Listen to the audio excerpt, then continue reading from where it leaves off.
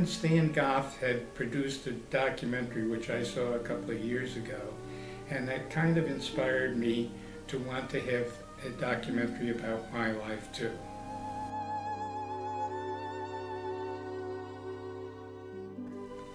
Well, my forebears came from all over Europe, and most of the families, 3 out of the 4 basically, came to live in Albany, New York.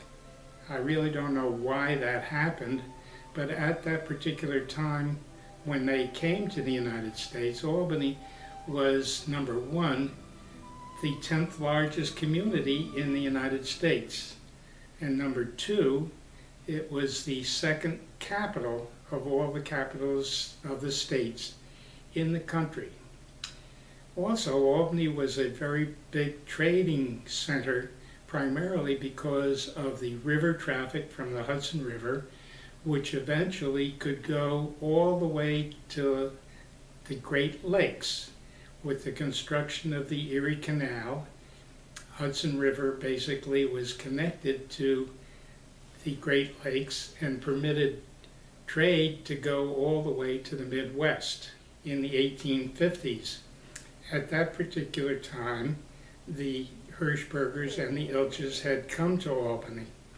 In addition to all of that, Albany had a Jewish population that was approximately 6% of that 50,000, and they all lived in what was then known as the south end of the city. The south end of the city eventually came under the hammer, so to speak, of Nelson Rockefeller when he was governor of New York. When he was governor of New York, the state constructed what is presently known as the Empire State Mall.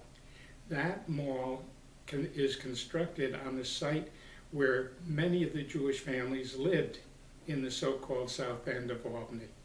So there was no way for me or anybody to go back to find the family homes that existed for the Ilches and the Hirschbergers back in those days.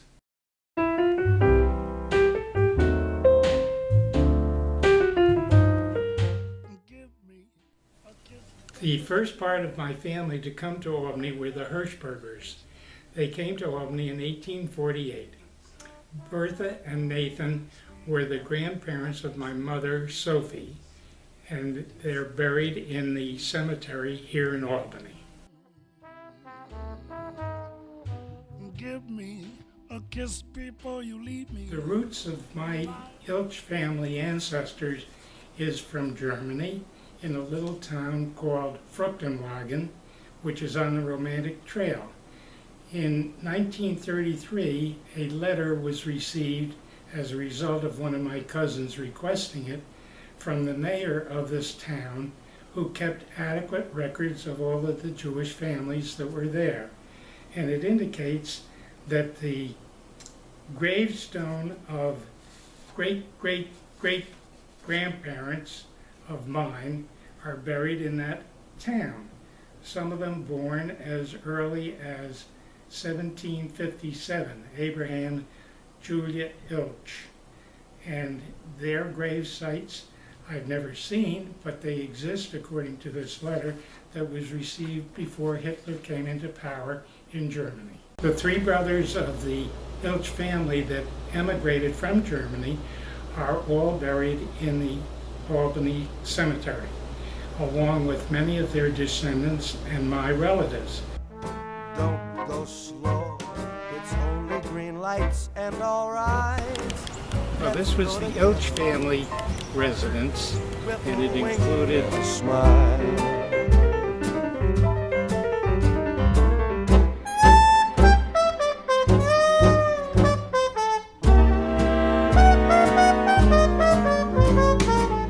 Have a dream and cut it to fit.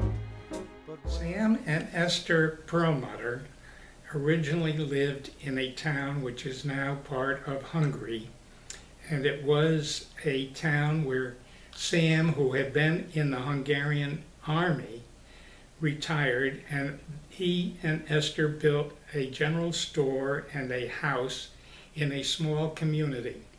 They had 8 or 9 children in that area, and then in 1884, the whole family picked up sticks from Hungary and moved to the United States.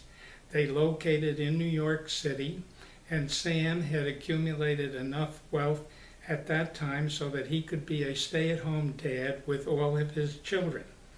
The children included my grandmother, Sadie Pearl. Sam Schwartz came to Albany, New York when he was about 20 or 21 years old. After he established himself in 1890 and the following years after that, he brought his brothers and a half-sister to Albany also. Sam originally located in New York City, but while he was in Albany, he would travel back to New York City, and he met a woman there by the name of Sadie Pearl. And they got married in New York City, and in 1896, my father was born in New York City. And in 1900, my Uncle Morty was born in Albany, New York. So the Albany connection continued after approximately 1895, 96, somewhere around there, when Sam and Sadie did take up residency in Albany. My grandfather, Sam Schwartz, was a very aggressive person. He was generally known as the boss. He was a very smart businessman, and he was also an inventor. He patented an invention that was intended to prevent cotton from shrinking. Clewitt Peabody took up the patent and paid him royalties for several years. My mother, Sophie, and my father, Rudy, were both students at Albany High School, and I think they were in the same class. They both graduated, I think, in 1913. And they knew each other from the high school era, and my father went on to go to Union College, and my mother went to work in her father's store. As time went on, Rudy finished Union College in 1917, then had to serve part-time in the U.S. Navy during World War I. After he was discharged from the Navy, in I think about 1919, he courted Sophie, and eventually in 1920, on June 21st, the longest day of the year, they got married. They spent their honeymoon in Atlantic City, which was a fashionable thing to do at that time.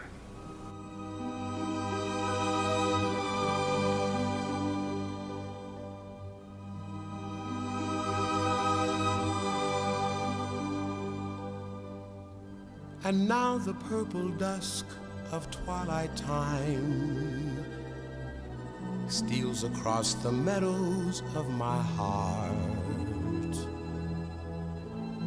High up in the sky, the little stars climb, always reminding me that we're apart. You wander down the lane and far away, leaving me a song that will not die. Love is now the stardust of yesterday. Uncle Morty was like a brother to me, even though he was considerably older.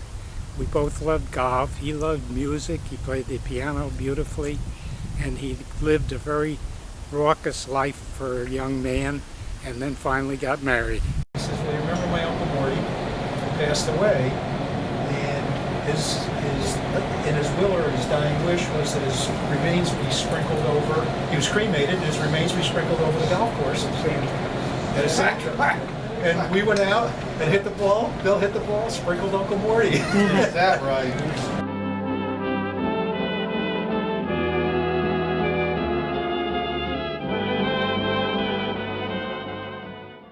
In about the 1916 era, the Ilch family moved from South Pine Avenue to Myrtle Avenue.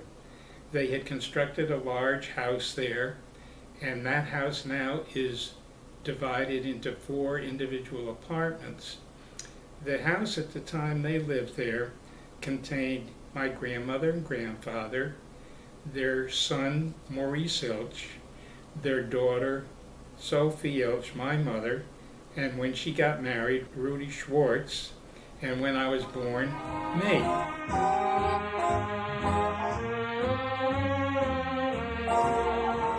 In addition to that, Sophie's sister Bertina had been married at one point in time to a Schenectady lawyer by the name of Ralph Urey. However, that marriage dissolved in a divorce, and she came back and lived in the house also. So it was a pretty full house with all of those people hanging around while I was growing up. While I was growing up on Myrtle Avenue, I had a lot of fun with the neighbor kids. We used to play out in the street, and we used to play stoop ball by throwing a ball against the stoop and trying to catch it and pretending we were baseball players in the big leagues and reciting names like Ruth and Gehrig and all of the other famous athletes at that time. In addition, we lived very close to a park called Richfield Park. And Richfield Park was a wonderful place for kids to play. They had a baseball field, they had a football field, they had a tennis court, and it was so close by it took only a couple of minutes to walk there, and it was not usually very crowded, so we always had a chance to do the things that we did. During the Depression, when things were very difficult economically for almost all of the American people at that time, I tried my own little way to help the family. I used to deliver circulars for the Madison Theater, which was close by to where we lived, and those deliveries permitted me to have a pass to go to the theater as many times as I wanted each week. In addition to that, during the winter time, I usually shoveled a lot of snow to try to pick up 50 cents here and 25 cents there, whatever it might be, to earn a little bit of money to help my parents along. Also in our backyard we had fruit trees, and it was an annual thing for me to pick some of the cherries off of the tree and take them to a small grocery store who would buy them from me. In addition to that, I peddled some of the cherries from door to door around the neighborhood. I also made my attempt of making money by selling magazines for Curtis Publishing Company. Not very successfully, I would say, but nevertheless it was regarded as an effort on my part to try to help the finances of the Schwartz family. During the Depression, my mother made her effort to try to economically help the family along. She took a job with a dress store selling dresses, and she also modeled the dresses. As a matter of fact, I have a picture of an ad that the store placed in the local paper with my mom modeling a dress. In addition to that, she used to work regularly at the voting polls and had her picture taken regularly with the mayor of Albany, Mayor Thatcher, who lived on the same block we did on Myrtle Avenue. My neighborhood friend Harold Dorn and I had an adventure that lasts in my memory for many, many years. It happened when I was about 10 years old in about 1932, during the depths of the Depression. I stole $1 from my mother. She had a hiding place where she kept some extra money back in those days. So Harold Dorn and I went to the A&P store on Madison Avenue, and back in those days, large candy bars were available at the price of 3 for 10 cents. So Harold and I bought 30 candy bars, brought them home, ate a lot of them until I got found out and I was accused of taking money, but no punishment ensued, and I enjoyed the candy for a long time. My father lost his job at Cluett Peabody. My uncle had a job with a Puro filter company that had water, ice water coming out of a machine, and they were both out of work, and it was the depths of the Depression. So the two of them started delivering beer when beer became licensable and distributable. And they did that out of my grandfather and grandmother's house. And then a guy came along and said, "You two young men ought to go in the liquor business with me. I'm going to get a license." And that's what happened. He got a license. He hired my uncle and my father, and the three of them ran a store in downtown Albany called Winchell's. The first day it opened after Prohibition, Oh my God. the inventory was sold out completely. I'm sure of that.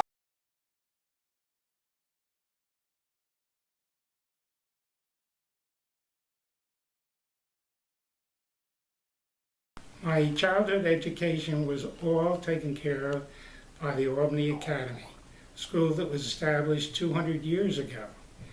When I joined the Academy in 1928, I was one of the 10 or 12 students who finished the entire course through graduation. My experiences there were varied. I had some happy moments and some unhappy moments. There was one kid in my class who was bigger than I was. He was stronger than I was. I was a little kid. And he beat me up and called me a dirty Jew, and I didn't like that at all. It's a lifetime experience that I truly am unhappy about. And yet there were other occasions when I had friends and fellowship with the students that I was in attendance with, and generally I had a good time. In 1940, I graduated from the Albany Academy and took a summer job in Albany and was allowed to enter NYU in September. When I went down there, I immediately started sleeping and eating at the ZBT fraternity. I lived there for most of the first semester, became a pledge to ZBT, and joined the fraternity. From there on, I continued my studies in accounting and became ultimately the president of the fraternity and gathered a great friend, Bernie Moncharge, who unfortunately died at the age of 39. Eventually, of course, I had to be in the Army. I was in the ROTC at college, and they became activated as part of the regular Army, and my Army career started. So during the World War II, I had to serve in the Army, and I was in France. I landed in Normandy in D-Day plus 20, and it was a pretty hot beach at that particular point in time. And I was a member of the 90th Infantry Division. And after a little while, the beachhead was expanded from where it was in Normandy, and our troops enveloped the German troops and were able to move through France pretty readily. So from June and July and August, the fighting got a little bit easier. But in August and September, it got a little bit tougher for me because we eventually were outside of Strasbourg in Germany and outside of Metz in Germany. We never got to Germany, but at that particular time, on September 14th, a shell came down. I was in a foxhole and I was wounded. And the person I was in the foxhole with was a company aide man, and unfortunately the shell killed him. But there was medicine right nearby, and somebody graciously stuck the needle with some morphine in me to alleviate the pain that I was going through from the wounds that were in my legs. Both legs were injured and I could not walk. But eventually some troops came along with a stretcher, put me on the stretcher and tried to carry me down this hill. As they were in the process of doing it, continuous fire continued and mortars were falling all over the place, and as each one sounded as if it was coming down, the four guys who were carrying me dropped the stretcher, ran for cover, and left me lying there. Eventually they got me down to the bottom of the hill and put me on a jeep and carried me from there to a field hospital where some doctors took care of my wounds. Back in the 1914 era, Colony Country Club was established. It was primarily established to help provide a place for Jewish people to be able to try to play golf. And it was the only place in the Albany, Troy, Schenectady area where they could do that. Grandparents, Sam and Sadie Schwartz, my father's parents, were among the first members of the Colony Country Club. My parents had belonged to the club prior to the Depression, but during the Depression they had to resign. But in 1938 they rejoined the club and I became a junior member. My dues was $3.68 a month. I was discharged in June and had all summer long to do lots of different things. My father knew an orthopedic surgeon, Phil Foster, and we went to see him about my legs, and Phil said, "Do you like to play golf?" And I said, "I played it as a kid." And he said it would be good for you because it would help strengthen your legs. So that started a whole event of golfing for the rest of my life, basically. I played almost every day at Colony Country Club during June, July, and August before college started, and I got pretty good. As a matter of fact, in 1945, when there were not many good golfers at Colony Country Club to begin with, I won the club championship.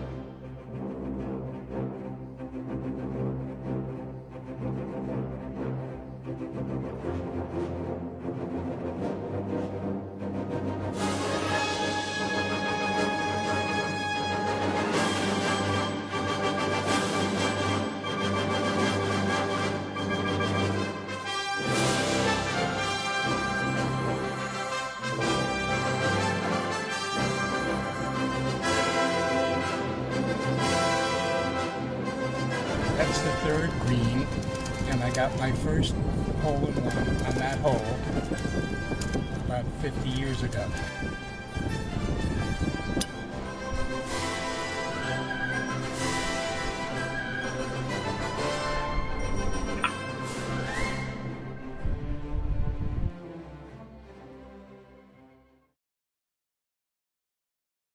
Well, Irving L. Simon and Company hired Bill Schwartz in, I guess, 1946, and by 1949 or so I had passed my CPA exam, and I was working with a bunch of guys that I enjoyed being with, and all of a sudden the proprietor of the firm wanted to retire. He said, "Buy me out." So four of us, Sal Shea, George Lutz, John King, and myself, bought out Irving Simon over a period of time, and we changed the name of the firm to Shea, Lutz, Schwartz & King. Our firm expanded greatly. Although we had our problems, we had our successes at the same time. It was an enjoyable thing. The four of us got along very well. The firm grew and grew and grew. When Emily and I decided to revisit Albany in the year 2014, we decided that we should try to get together with some of the people I knew there. So I had one of my former partners, Doris Shamlian, gather the group of Shea, Lutz, Schwartz & King alumni in a luncheon setting that we had at a motel in Albany. And that was a great affair as far as I was concerned, seeing people I hadn't seen in many years and enjoying people that I had worked with. We had four partners in Shea, Lutz, Schwartz & King. Sal Shea was the working partner, John King was the eating partner, George Lutz was the drinking partner, and I was the golfer. As the firm expanded, it became more and more difficult to get good help, and the accounting profession was running into one problem or another, and we were thinking about our retirement, that is George, Sal, John, myself, and we decided that we would merge in with Coopers and Lybrand when they offered us that opportunity. When that opportunity arose, we each arranged our own schedule of retirement, And once the merger took place, I decided that I would retire within 3 years at the age of 62. But during the period after the war, when I was working in the accounting office, I naturally sought out some girlfriends and dated a lot of people. I went from A to Z in the Albany, Troy, and Schenectady area and didn't really find anybody that I cared about. My almost sister, Audrey Bloom, who married Bob Myers, lived in Hartford, Connecticut, and I phoned her once to ask her if she could fix me up with a date with some girl from Hartford. All of a sudden, I met the girl who became my future wife, Peggy, and we started dating, and we dated kind of frequently, and I kept going over to Hartford, and she on occasion came over to Albany. She met my family, I met her family. We found a lot of enjoyment being with each other, and eventually we fell in love, got engaged, and Peggy became my wife for the next 60 years. I had no first cousins, and I had no nieces or nephews. And when I married Peggy, she had a big family. She had a brother who was married with children. She had a sister who was married with children. And so I really adopted the Hartford family because I had none of my own. My mother and father never owned a house of their own until the early 1950s. Just before Peggy and I got married, they moved into the house that they designed and constructed on Manning Boulevard. It was a modern, nice house, and they entertained nicely in it. When Peggy and I first got married, we lived in an apartment on New Scotland Avenue, and we lived there for 2 years. During that period of time, Peggy was able to save $5 a week and put it into the bank, and with that accumulation of money, plus other monies that we both had, we managed to buy a house on Cambridge Road. Cambridge Road was a wonderful place for children to grow up. We bought the house because it was a 4-bedroom house, and it was prior to the birth of Emily. But she came shortly after we moved in, and both Emily and Jeff played in the boulevard area of the street, which was quite wide, very grassy, tree-laden area that was very conducive for kids, especially during the nice weather. In addition to that, in our backyard we had a little bit of a hill, and as the kids got older, we used that hill to help learn how to ski. Our very good friends Sid and Sue Stein, in 1965 or so, moved into a new area that was being developed by a developer who was building several houses. When we went out to visit Sid and Sue, we saw a house under construction that Peggy and I both loved.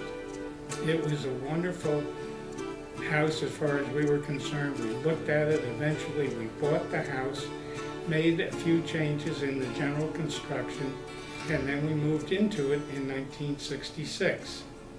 While we were living in Newell Court, Peggy and I entertained my entire family, what there was of it, and we would always have guests for Thanksgiving and Christmas and other holidays or birthdays or anniversaries. We were party givers, and we enjoyed entertaining the family and our friends who came to visit us at that time.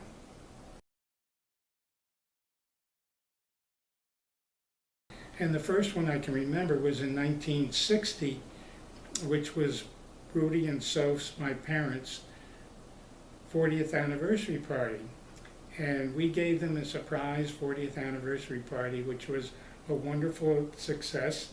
Then after that, they returned the favor by giving Peggy and me our 10th anniversary party at their house with all of our friends. And subsequently, Peggy gave me a birthday party for my 50th birthday and for my 60th birthday and for my 70th birthday. And we also had parties for our anniversaries. Going backwards, we had one down in Palm Desert for our 50th. We had one for our 40th. During the earliest period of my meeting Peggy, her mother told me that Peggy was perfect, and Peggy was. She was the sweetest person I ever got to know in my entire life. And she was charming, she was smart, she was able to maintain a household beautifully, she entertained beautifully, she made everybody she met happy. And Peggy was very smart. She read lots of books. She read a book a week. She did crossword puzzles, and she was very active in areas outside of the family. She was active in the Albany Boys and Girls Club, and she was a vice president of the auxiliary there. She was very active at hospitals, reading to children and taking care of them as best she could while they were in the hospital. She did many club shows by writing parodies to songs. She used to write songs for friends who had anniversaries or birthdays. She was a lyricist. She played the piano. She was extremely talented in every way.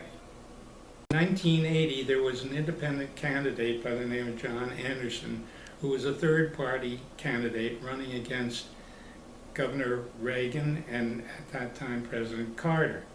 And Peggy became heavily involved to the extent that she ran 13 counties in New York State on behalf of John Anderson, who unfortunately ran an unsuccessful campaign. I became heavily involved in community jobs or service in the Albany area. I became a member of the board of Temple Beth Emeth. I was president of the Jewish Family Service. I was on the board of the Jewish Community Center. I was quite active, and I also was a treasurer of the Hudson Valley Auto Club, in addition to other things that I can scarcely remember at this point. This land was purchased by basically me on behalf of the Colony Country Club. I discovered it, and it turned out to be a beautiful location. The soil is good, and the weather is fine, and the trees and grass make it look very beautiful. I was also heavily involved in professional affairs. I was a member of the CPA Society. I became president of the Albany chapter of CPAs and vice president of the New York State Society of CPAs.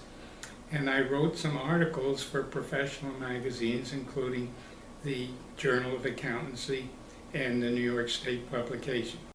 Well, Peggy and I naturally wanted children after we were married, and we were very fortunate to have Emily and Jeff as our marriage progressed along.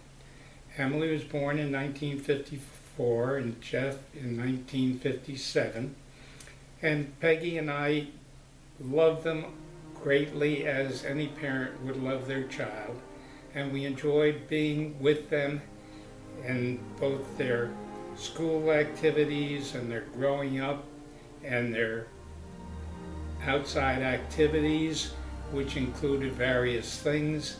Emily in some shows, and Jeffrey doing his thing with piano and violin at an early age. And we took the children on vacations. We took them skiing. We took them to Bermuda. We took them to Florida.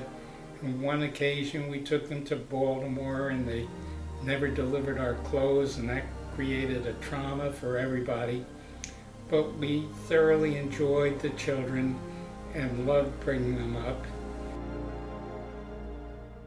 Kiss today goodbye, the sweetness and the sorrow. Wish me luck the same to you, but I can't regret what I did for love, what I did for love. Look, my eyes are dry. The gift was ours to borrow. It's as if we always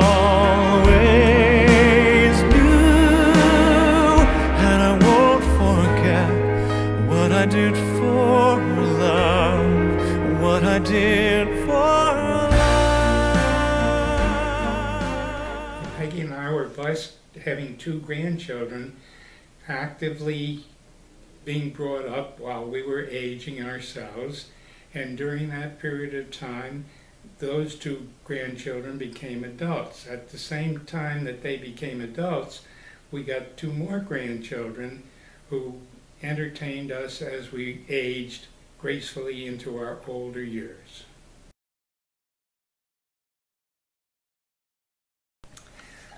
My great-uncle Julius Ilch was a lawyer who became a very prominent person in Albany.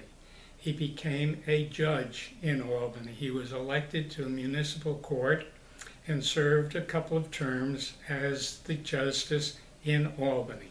In addition to his position as a judge, he was elected to the board of trustees of the bank, which was now presently Key Bank, and he was also a member of the board of Memorial Hospital, and he was a famous man in the community. Rudy's first cousins, born of his father's brother, Yeno, lived in New York City, and I never really got to know them until later in life. But Yeno had 2 daughters, one of whom was Evelyn, who became a very famous person in the United States, actually. She got married 3 times, the first time to a puppeteer by the name of Bill Baird, who was on television, the second time to an Arctic explorer who eventually taught at Dartmouth College, and finally to an heir to a huge fortune who happened to be a professor at the University of Chicago, and he owned a lot of original Picasso and Monet printings, and they had a wonderful life together, and their best friends were Mark and Yaya Chagall. Her sister, Julie, left the family home and went into show business. She was actually a Ziegfeld girl and changed her name from Julie Schwartz to Julie Jenner. When my father had his liquor store, he had hired a manager whose name was Bob Langer Sr., and Bob Langer Sr. had a son. Well, Bob Langer's son was Bob Langer Jr., and he became a famous person. He was a university professor at MIT. He invented so many things, it's hard to tell all of them, but I believe he has more than 300 US patents at this point. We met Bob and his mother in Boston while we were on our trip back to Albany. Bob was mentioned in Time magazine a few years ago as being one of the 100 greatest scientists of our time.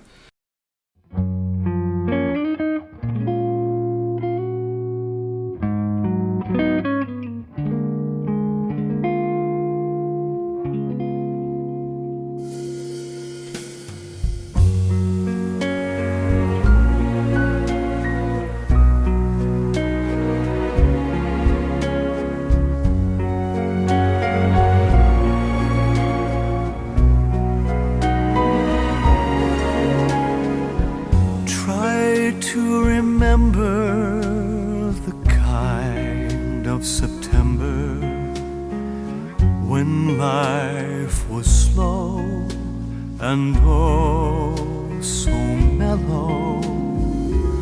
Try to remember the kind of September when grass was green and grain so yellow.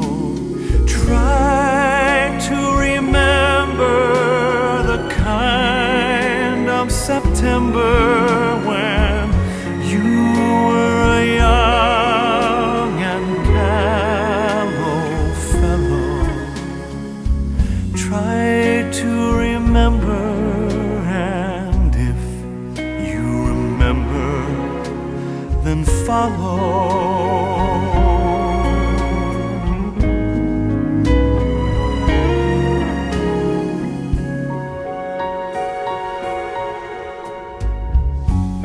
Try to remember when life was so tender that no one wept except the willow. Try to remember when life was so tender that dreams were kept beside your pillow. Try to remember when life was so tender that love was an ember about to billow. Try to remember, and if you remember, then follow.